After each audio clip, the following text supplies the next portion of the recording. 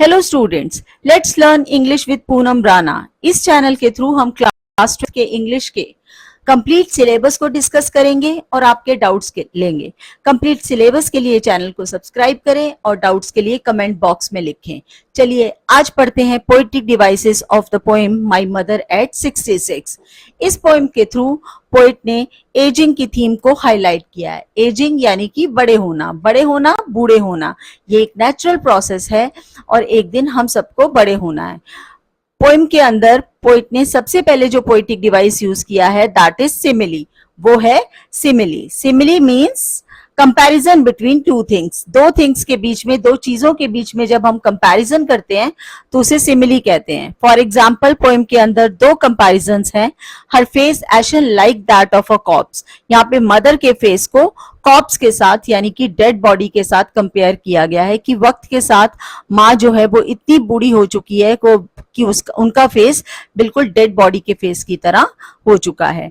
Next simile use की गई है as a late winter's moon. यहाँ पे मदर के फेस को विंटर के मून से कंपेयर किया गया है।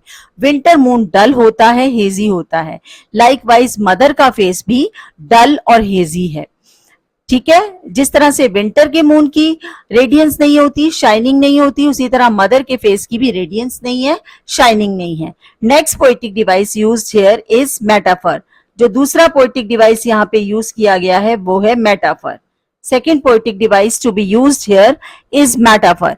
मेटाफर में पोएट ने जो है वो डायरेक्ट कंपैरिजन किया है दो चीजों के बीच का। Metaphor is the Mary children spelling. यहाँ पर मेटाफर जो है वो मैरी चिल्ड्रन का यूज किया गया है कि मैरी चिल्ड्रन, चिल्ड्रन हैप्पी हैं, मैरी हैं। उस स्पेलिंग का मतलब होता है coming out with full force, कि बच्चे यहाँ पर पूरी एनर्जी और एंथुसियाज्म को शो कर रहे हैं। Third poetic device which is used here is the personification. तीसरा पोएटिक डिवाइस जो कि यहाँ पर यूज किया गया है वो है पर्सोनिफिकेशन।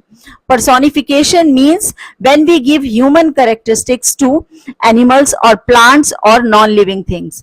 जब हम human characteristics means इंसान जैसे traits या आते किसी एनिमल को या प्लांट्स को देते हैं तो उसे पर्सोनिफिकेशन कहते हैं। जैसे कि हम कह सकते हैं कि पंखा चल रहा है, पंखा चलता नहीं है, लेकिन हमने उसकी स्पीड को चलने के साथ कंपैरिजन किया है तो ये हमने उसको पर्सोनिफाई किया है। ट्री स्प्रिंटिंग, पेड़ भाग रहे हैं, तो ये पर्सोनिफिकेशन को यहाँ पर यूज किया गया है।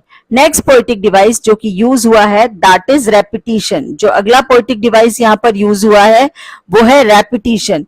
यहाँ पर रेपिटिशन का इस्तेमाल किया गया है। रेपिटिशन मीन्स किसी भी वर्ड को बार बार रिपीट करना। पोएम की last line smile and smile and smile, वो रेपिटिशन को हाईलाइट करती है कि चाहे smile and smile and smile एक रेपिटिशन को तो हाईलाइट करती है लेकिन उसके साथ साथ एम्फेसाइज देती है कि जो पोएटेस थी मदर से दूर जाने पर स्माइल तो कर रही थी लेकिन ये स्माइल जो थी वो फेक स्माइल थी।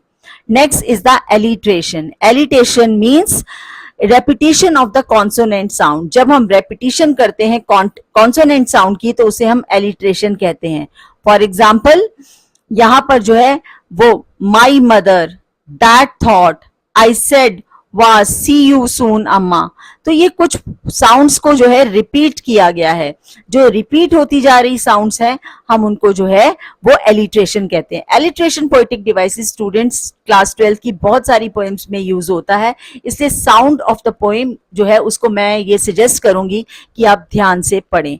Next is the literary device. Literary device is the basically assonance पर as a literary device use किया गया है।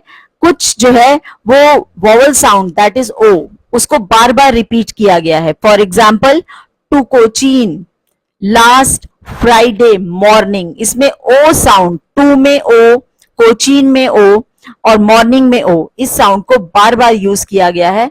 That is that is assonance. Next is the dose open mouth her face ashen like that of a cops. Mother के face को जो है वो बिल्कुल जो है वो कॉप्स के साथ जैसे कंपेयर किया गया तो हर जगह ओ साउंड जो है वो बार बार यूज की जा रही है। That is also the assonance और the O sound. Next students which is used here is the imagery. Imagery is the imagination. when we are able to create image or imagination or any scene in our mind, then it is called imagery. जैसे कि when the poet says trees sprinting merry children spelling, तो हमारे दिमाग में एक picture आती है कि पेड़ भाग रहे हैं और बच्चे बहुत जोर से भाग रहे हैं, तो ये एक इमेजिनेशन को यहाँ पर जो है वो यूज किया गया है.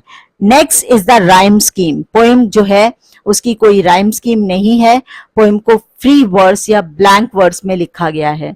तो स्टूडेंट्स, इसके अलावा एक और इंटरेस्टिंग बात जो पोएम की है वो ये है कि पूरी पोएम में lot of commas are use, लेकिन पूरी पोएम एक फुल सेंटेंस में है.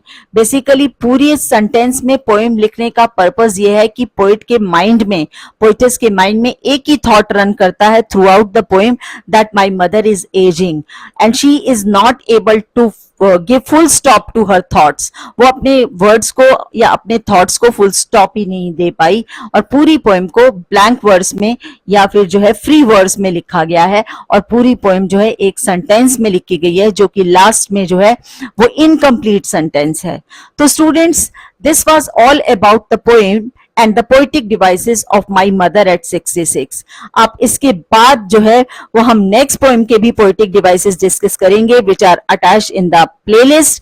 आप प्लेलिस्ट को प्रेस कीजिए और जो है वो अपनी मर्जी से जो है किसी भी टॉपिक को डिस्कस कीजिए. इसी के साथ हम इसको यहाँ खत्म करते हैं. नेक्स्ट के लिए आप जो है वो फिर दोबारा हम आपसे मिलेंगे. Stay tuned.